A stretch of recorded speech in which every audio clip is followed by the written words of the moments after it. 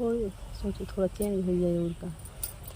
नमस्ते, प्रणाम। मंजू वर्मा, जिला अम्बेडकर नगर टांडा से स्वागत। मंजू लोकगीत 123 के चैनल पे आप लोगन के बीच आज बहुत प्यारा सोहर गीत लेके आ है। तो ये सोहर गीत बा कि एक राजा के 7 बिटियां हैं। तो राजा एक दिन अपने दरबार में बैठा हैं और 7 बिटियन का बुलावत हैं और 7 से पूछत हैं कि बिटिया तोहरे लोग केकरे कर्म भाग से खात है और केकरे कर्म से जियत है। तो 6 बिटिया तो बोलत हिन कि बाबा हम तोहरे कर्म से है, तोहरे कर्म से खात है। लेकिन 7 बिटिया कुछ ना बोलत। तो राजा अपने 7 बिटिया का अकेल में बोलावत हिन, खूब दुलारत हिन, पूछत हिन कि बिटिया 6 जनी बताए दी, लेकिन तू काहे ना बताऊ, तुहू आपन कुछ बतावा। तो वह कहत हिन कि बाबा हम अपने कर्म से खाई थे, अपने कर्म से जीत है। तो राजा इतने में सुन के बहुत तेज गुस्साई जात हिन, एकदम अंगार हो जात हिन। तो वह तुरंत अपने नाव का बुलावत हिन राजा और कहन कि राजा नाव से कि जा तू हमरे 7 बिटिया ताई बर खोज लाया, लेकिन 6 बिटिया खातिर तू राजा महाराजा घर हेरिया, लेकिन 7 ताई जवन कुछ भी तोहरे सामने पहले मिल जाई तू वही ले आया, हम वहीं से अपनी लड़की के शादी कर देबा। तो देखें नाव जब जात हिन तो 6 खातिर बढ़िया बर हेरत हिन और 7 खातिर मेघा मिलत है। तो वही मेघा से राजा अपन बिटिया के बियाह कर देथिन। तो राजा एक दिन दरबार लगावथिन तो उनको 6 दामाद आवत हिन, सुंदर सुंदर रहथिन, बढ़िया हेर के करे रहन। 7वां उनके मेघा आवत हो तो 7 बिटिया देख के बहुत दुखित होती मन में अपने। तो देखा उनका कर्म में भाग दिखावत हिन भगवान की हम अपने कर्मे से खात ही और जियत ही। कैसे दिखावत हिन, उनका रूप बदल गया, वो मेघा बहुत सुंदर के लड़कियाँ बन जात है। तो आप लोगन पूरा गाना हमारा सुनी है, अच्छा लगी वीडियो शेयर करिए, लाइक करिए, कमेंट में बताइए गीत कैसन, ज़्यादा से ज़्यादा सपोर्ट करिए। मंजू लोकगीत 123। सभी दर्शक का राम राम, जय सिया राम। हम नीलम धुरिया, टांडा जिला अम्बेडकर नगर से। तो आओ सुने। राजा के 7 बिटिया होता 7 का बोलावे, होता 7 का बोलावाई हो। हे मोरी बेटी के करे करम गुण खायु हो के करे कर में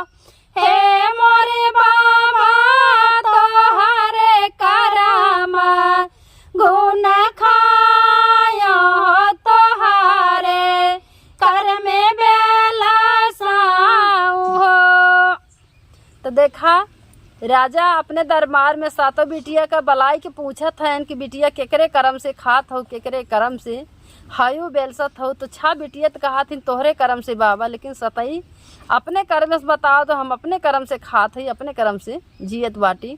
तो देखा आगे का होता है। 7 बिटिया राजा बोला मैं हो बहुत दुलारा, मैं हो बहू से लागे पूछे, हो बहू से लागे पूछाई हो। हे मोरी बेटी के करे करम गुण खायु हो कहे का नाही बोली हो। हे मोरी बेटी के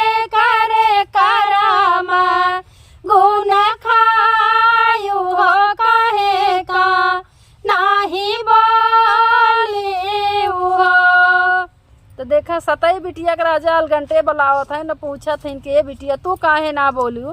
तो देखा बिटिया कौन जवाब देत बा। सताई बिटियावा तबा बोले हो त राजा का बतावे हो त राजा का बताई हो। हे मोरे राजा अपने करामा गुण खायो हो अपने कर में बेला साऊ हो। हे मोरे राजा अपने करामा गुण खायो हो अपने कर में बेला साऊ हो। इतनी बचाना सुने राजा होता जारी के लवार भाई जारी के लवार भाई हो। हे मोरे राजा झट से वे नौआ कालावे हो तबारा खोजवाई हो। हे मोरे राजा झट से वे नौआ का बोलावे हो तबारा खोजवाई हो। तो देखा जब सतई बिटिया कहा था कि बाबा हम अपने कर्म से खाती अपने कर्म से बेल सतई, तो राजा का बड़ी तेज गुस्सा लग गया कि बिटिया बाप के तारीफ नाय करत बा। तो बड़ा तेज वह गुस्सा थे, झट से नाऊ बोलावथिन कि नाऊ से कहा थीन राजा कि जा तू हमरे बिटिया खातिर बर खोज लावा। और कैसन बर खोजा तनी आगे की लाइन में आप लोगन सुनी है। छाव का ब्याह है राजा राजा घर यौरो महाराजा घर यौरो महाराजा घर हो। हे मोरे नौआ सतई खातिर जावन भले जाए हो हाई बारलाया हो पाने कर में खाई हो पाने कर में रला साई हो। हे मोरे नौआ सतई खातिर जावन मिली जाई हो हाई बारलाया हो पाने कर में खाई हो पाने कर में रहाई हो। कहा थे राजा की जा सतई ताई तू छवा का खूब बढ़िया बढ़िया लड़कियां खोजे बर खोज के ले आया, हम दिया है करब खूब अच्छे अच्छे दमादन से। लेकिन सतई खातिर सतई से बहुत ज़्यादा राजा का नफरत हो जाता है। तो राजा सतई खातिर कहा थी कि जवन कुछ तोहरे सामने पहला मिल जाए तू वही लैके आए, हम वही से बियाह कर दे। तो नाऊ देखा खोजे निकला है और कवन बर पावत है सतई खातिर। तो आप लोगन आगे सुना। एक बना गाए है दूसरे बनायाऊ रोती सारे बनायाऊ रोती सारे बना हो। हे मोरे रामा तीसरे में मिली गाय में घा हो वही का लैके आवाई हो। हे मोरे रामा तीसरे में मिली गाय में घा हो वही का लैके आवाई हो। राजा नाऊ जब हेरे गईन बर तो वह बेचारू मेघा पावत हिन उनके सामने मेघा परत मेघा के लैके और चला आवत है। राजा के इतनी नफरत बिटिया से कि राजा वही मेघा के साथे अपने बिटिया के शादी कर दे थी। तो देखा राजा के एक दिन दरबार लागत है, आगे का होत बा। राजा के लागे दरबार हो दमादा छावो आए हो दमादा छावो आई हो। हे मोरे रामा सताई के आए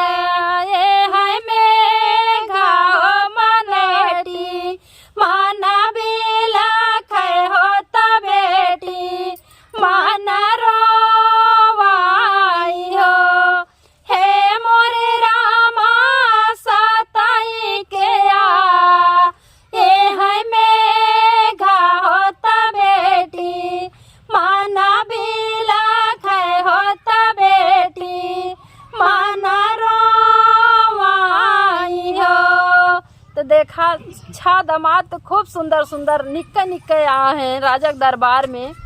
और सतई के मेघा आए बेचारी सबका देख के बहुत रोवत बा कि गजब का हमार किस्मत बा, हमार मेघा आए हैं। तो खूब आपन सोचत हैं और रोवत हैं। तो राजा देखा दुई आँख वही दरीब करते हैं कैसे बैठावत हैं दमादिन का। छाव कदी है सिंहासन हो बगला बाई ठावे हो बगला बाई ठावाई हो। हे मोरे राजा सतई का गोना रे बिछावे हो वहीं पे मेघा बाई ठाई हो। हे मोरे राजा सतई का गोना रे बिछावे हो वहीं पे मेघा बाई ठाई हो। भुइया से कूदे है मेघा होत गोना रे पे बाई ठाई होत गोना रे पे बाई ठाई हो। हे मोरे रामा राम जी कयाई साना की रापा होत भेसा गबदली गाए हो। हे मोरे रामा राम जी कयाई साना की रापा होत भेसा वा बदली गाए हो।